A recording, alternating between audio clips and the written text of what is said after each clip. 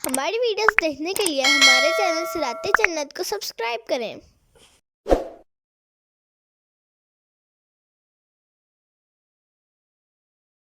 أولئك الذين حق عليهم القول في قد خلت من قبلهم من الجن والإنس۔ یہ وہ لوگ ہیں جن پر بات ثابت ہو چکی ہے جنوں اور انسانوں کے ان گروہوں میں شامل ہیں جو ان سے پہلے گزرے ہیں۔ انہم كانوا خاسرین، بے شک وہ نقصان اٹھانے والے تھے۔ تفسیر صراط الجنان یعنی یہ باطل باتیں کہنے والے وہ لوگ ہیں جن پر جہنم میں داخل کیے جانے کی بات ثابت ہو چکی ہے، اور یہ اپنے رب کے احکام سے سرکشی کرنے اور رسولوں کو جھٹلانے والے جنوں اور انسانوں کے ان گروہوں میں شامل ہیں جو ان سے پہلے گزرے ہیں۔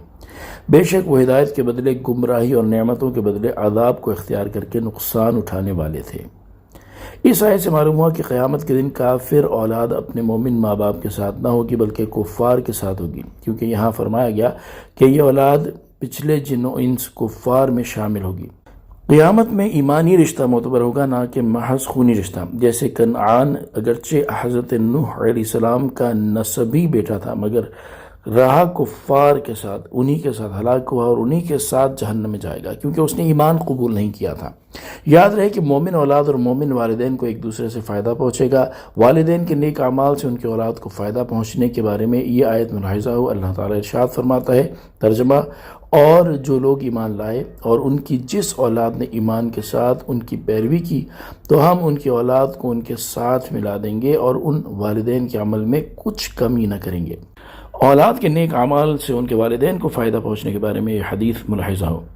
حضرت معاذ رضی اللہ تعالیٰ عنہ سے روایت ہے، رسول اللہ صلی اللہ تعالیٰ علیہ وآلہ وسلم نے ارشاد فرمایا، جو قرآن پڑھے اور اس کے احکام پر عمل کرے تو قیامت کے دن اس کے ماں باپ کو ایسا تاج پہنایا جائے گا جس کی روشنی سورج کی روشنی سے اچھی ہوگی جو دنیا میں تمہارے گھروں میں چمکتا ہے۔ تو خود اس شخص کے بارے میں تمہارا کیا خیال ہے جس نے اس پر عمل کیا؟ وَلِكُلٍّ دَرَجَاتٌ مِّمَّا عَمِلُوا، اور سب کے لیے ان کے اعمال کے سبب درجات ہیں۔ وَلِيُوَفِّيَهُمْ أَعْمَالَهُمْ وَهُمْ لَا يُظْلَمُونَ، اور تاکہ اللہ انہیں ان کے اعمال کا پورا بدلہ دے اور ان پر ظلم نہیں ہوگا۔ تفسیر صراط الجنان یعنی مومن اور کافر میں سے ہر ایک کے لیے قیامت کے دن منازل اور مراتب ہیں، اور یہ ان کے دنیا میں کیے ہوئے اچھے اور برے اعمال کے سبب ہیں، تاکہ اللہ تعالیٰ مومنوں کو ان کی فرما برداری اور کافروں کو ان کی نافرمانی کی پوری جزا دے، کیونکہ قیامت کے دن کسی پر زیادتی نہیں ہوگی۔ وَيَوْمَ يُعْرَضُ الَّذِينَ كَفَرُوا عَلَى النَّارِ، اور جس دن کافر آگ پر پیش کیے جائیں گے تو کہا جائے گا، اذهبتم طیباتکم فی حیاتکم الدنیا واستمتعتم بها، تم اپنے حصے کی پاک چیزیں اپنی دنیا ہی کی زندگی میں فنا کر چکے اور ان سے فائدہ اٹھا چکے۔ فَالْيَوْمَ تُجْزَوْنَ عَذَابَ الْهُونِ بِمَا كُنْتُمْ تَسْتَكْبِرُونَ فِي الْأَرْضِ بِغَيْرِ الْحَقِّ وَبِمَا كُنْتُمْ تَفْسُقُونَ،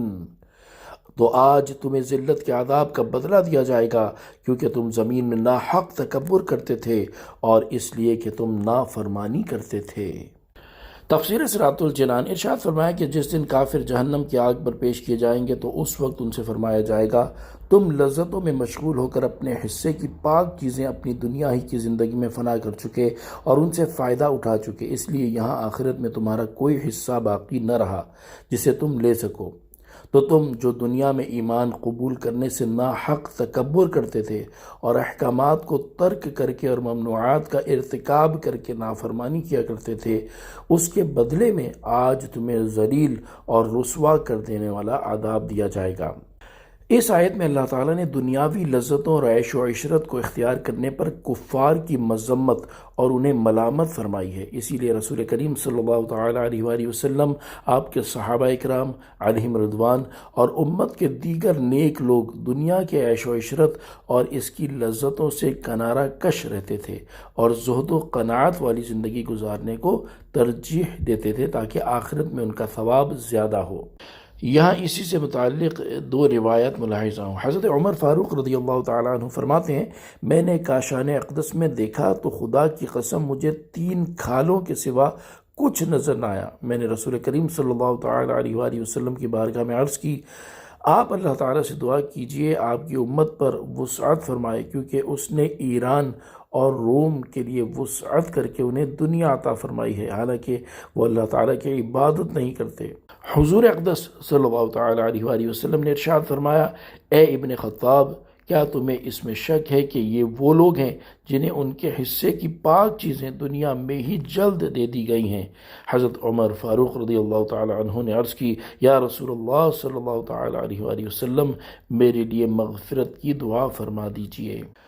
حضرت سالم بن عبداللہ رضی اللہ تعالیٰ عنہما سے روایت ہے، امیر المؤمنین حضرت عمر فاروق رضی اللہ تعالیٰ عنہ نے فرمایا، اللہ عز و جل کی قسم، ہمیں بھی زندگی کی لذتیں حاصل کرنے کی خواہش ہوتی ہے، اور ہم بھی یہ حکم دینا چاہتے ہیں کہ ہمارے لیے چھوٹی بکری بھونی جائے، میدے کی روٹی اور مشکیزے میں نبیذ بنائی جائے، یہاں تک کہ جب گوشت چکور یعنی تیتر کی مثل